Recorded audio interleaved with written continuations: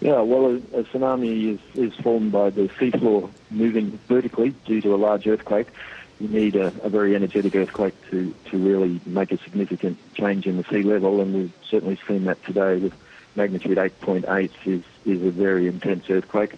And that has pushed the sea level up above the rupture in the sea floor, and that wave then propagates outward from that rupture across the ocean in all directions. When you're seeing the pictures that we're seeing on the screen now, the force of the water, can you just give us an indication of just how strong that force of water coming in on land is? Nothing can stand up to it. No, that's exactly right. We've had observations already measured on the Japanese east coast of waves of 7.3 metres above normal sea level. There may well be higher spots where there aren't gauges, but that is an enormous wave, and what people have to bear in mind is that a tsunami wave is quite different from a normal wind wave, which goes up and down in a matter of seconds.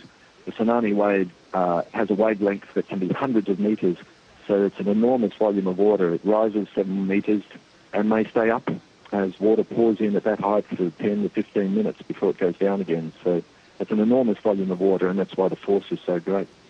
We've seen a number of devastating earthquakes over the past few weeks. Only a couple of weeks ago, the terrible earthquake in Christchurch, now this in Tokyo. Why are we seeing so much seismic activity now?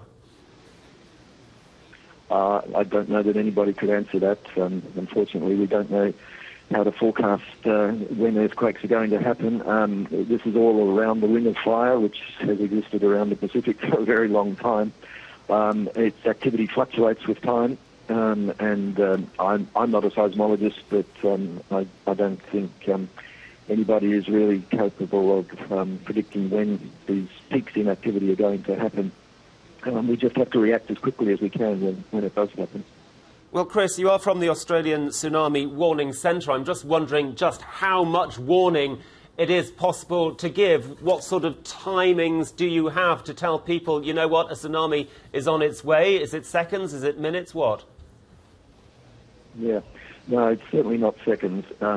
It's a sad fact that it does take some minutes for the earthquake signal to travel through the Earth's crust to reach the seismographs and for that information about the magnitude of an earthquake to be assessed. And that's usually around 5 to 10 minutes is what's needed to do that accurately.